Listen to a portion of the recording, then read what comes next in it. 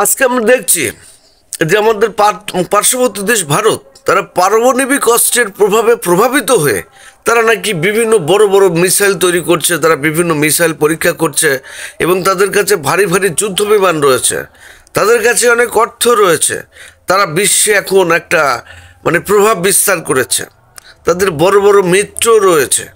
সেই প্রভাবে আজকে তারা প্রভাবিত হয়ে বাংলাদেশকে তুচ্ছ জ্ঞান করে অবজ্ঞা করে আজকে আমরা দেখেছি তারা যে আগ্রাসন চালার পরিকল্পনা হাতে নিয়েছে সামান্য তুচ্ছ তাচ্ছিল্য বিষয়কে কেন্দ্র করে।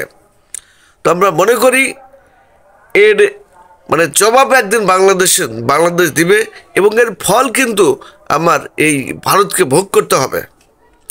তারা আজকে পারমাণবিক অস্ত্রের গরম দেখাচ্ছে, তারা বিভিন্ন মিসাইলের গরম দেখাচ্ছে, তারা বিভিন্ন যুদ্ধ বিমানের গরম দেখাচ্ছে, তারা নিজেরাই ড্রোন উৎপাদন করতে পারে, তাই সেই তাদের দেশটাকে অনেক বড়। তো কিছুদিন আগে আমরা দেখলাম এই মালদ্বীপের সাথে তারা এই ধরনের একটা হট্টগোল তৈরি করেছিল, তারা মালদ্বীপকে দখল করে নেবে। এই মালদ্বীপে তারা এই ভারতের যে নৌবাহিনী রয়েছে তারা নাকি যখন তখন এই মালদ্বীপকে দখল করে নেবে। আমরা দেখলাম হুমকি ধুমকি চলছে। কারণ হচ্ছে মালদ্বীপের যে মজ্জু উনি কিন্তু আসলে কি ভারত বিরোধী অবস্থান নিয়েছিলেন, অর্থাৎ ভারতের কর্মকাণ্ডকে তিনি পছন্দ করতেন না। অর্থাৎ তুমি এই মালদ্বীপ আমার কথা শুনতে হবে, নরেন্দ্র মোদীর কথা শুনতে হবে। তো আজকে আমি দেখেছি যে ভারতের যে নরেন্দ্র মোদী, তো আমি বাংলাদেশের মানুষকে বলতে চাই, নরেন্দ্র মোদীর কথা আসতেছি, এই বাংলাদেশের মানুষকে বলতে চাই, বাংলাদেশের প্রশাসনকে, বিশেষ করে সামরিক প্রশাসনকে বলতে চাই, সশস্ত্র বাহিনীকে বলতে চাই, বাংলাদেশের প্রত্যেকটা মানুষকে বলতে চাই, রাজনীতিবিদদের বলতে চাই, বাংলাদেশের মানুষ আজকে থেকে ঘাস খাবে, বাংলাদেশের মানুষ খ্যার খেয়ে বেঁচে থাকবে, তবু পারমাণবিক অস্ত্র তৈরি করবে এবং মিসাইল, ড্রোন, যুদ্ধ বিমান আপনার কি বলে এগুলো তৈরি করে অবশ্যই ভারতকে দেখাতে হবে। প্রয়োজনে বাংলাদেশের প্রত্যেকটা মানুষ খ্যার খেয়ে বেঁচে থাকবে, ঘাস খেয়ে বেঁচে থাকবে। তো আজকে যে শেখ হাসিনা যে লুটপাট করে এই ভারতের যে পয়সা পাতিগুলো নিয়ে গেছে, এগুলো তারা ভারতের প্রশাসনগুলো তারা খেয়ে এখন বিভিন্ন হুমকি ধুমকি দিচ্ছে। কিন্তু ভারত কখনোই বাংলাদেশকে আগ্রাসন চালাবে না। আমরা বাংলাদেশের সেনাবাহিনীকে বলতে চাই, বাংলাদেশের সশস্ত্র বাহিনীকে বলতে চাই, তিন বাহিনীর কাছে বলতে চাই, বাংলাদেশের সকল রাজনীতিবিদদের কাছে বার্তা পৌঁছাতে চাই, ভারত যতক্ষণ পর্যন্ত আগ্রাসন না চালাবে ততক্ষণ পর্যন্ত বাংলাদেশ যেন তাদের কোনো বাকবিতণ্ডা বা বাকযুদ্ধে যেন পা না দেয়। তো ভারত কখনোই বাংলাদেশে আক্রমণ চালাতে সাহস পাবে না।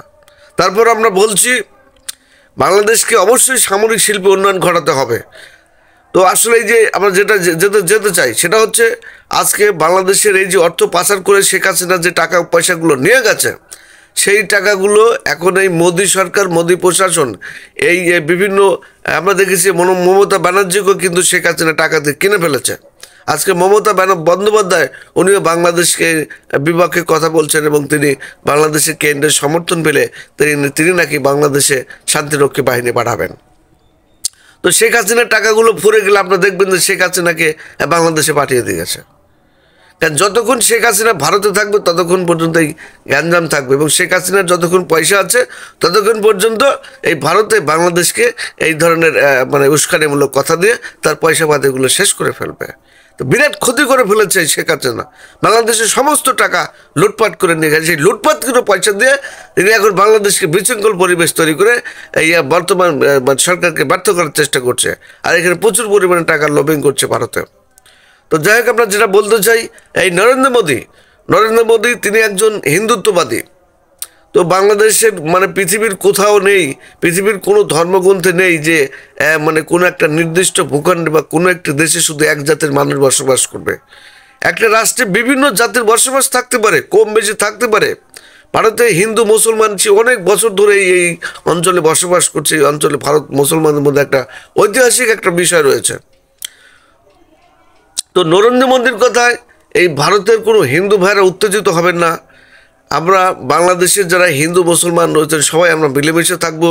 বিশেষ করে ভারতে যারা ভালো মুসলমান এবং হিন্দুরা তারাও সেখানে মিলেমিশে থাকবে। আমরা বলতে চাই এই নরেন্দ্র মোদীর জন্য আজকে দক্ষিণ এশিয়ায় সাম্প্রদায়িক সম্প্রীতি বিনষ্ট হচ্ছে, সাম্প্রদায়িক দক্ষিণ এশিয়া তৈরি হচ্ছে। আমরা মনে করি দক্ষিণ এশিয়ার প্রতিটি মানুষ এই নরেন্দ্র মোদীকে বয়কট করতে হবে। নাহলে এই দক্ষিণ এশিয়ায় কিন্তু সাম্প্রদায়িক দাঙ্গা এই একের পর এক ঘটতেই থাকবে। তো আমরা পরিশেষে বলতে চাই, বাংলাদেশের মানুষ ঘাস খাবে, বাংলাদেশের মানুষ মানে খ্যার খেয়ে বেঁচে থাকবে, তবু পারমাণবিক অস্ত্র এবং মিসাইল এবং ড্রোন, এগুলো আপনার এই যুদ্ধ বিমান, ট্যাঙ্ক, সব কিছু সাজোয়াজান এগুলো তৈরি করে এই ভারতকে অবশ্যই একদিন দেখাবে। তো সবাই ভালো থাকবেন। আপনারা সবাই বাংলাদেশের যারা হিন্দু ভাইয়েরা রয়েছেন, ভারতকে মেসেজ দিবেন যে আমরা সবাই ভালো আছি। অযৌক্তিকভাবে নরেন্দ্র মোদী যেন বাংলাদেশে অশান্তি তৈরি করতে না পারে। বাংলাদেশ সুন্দর দেশ, বাংলাদেশ একটা অসাম্প্রদায়িক দেশ, বাংলাদেশের সাম্প্রদায়িক সম্প্রীতি আজও রয়েছে, ভবিষ্যতে থাকবে, এবং বাংলাদেশ যতদিন বেঁচে থাকবে সবসময় এই সাম্প্রদায়িক সম্প্রীতি বয়ে নিয়ে আসবে। তো সবাই ভালো থাকবেন। আল্লাহ হাফেজ।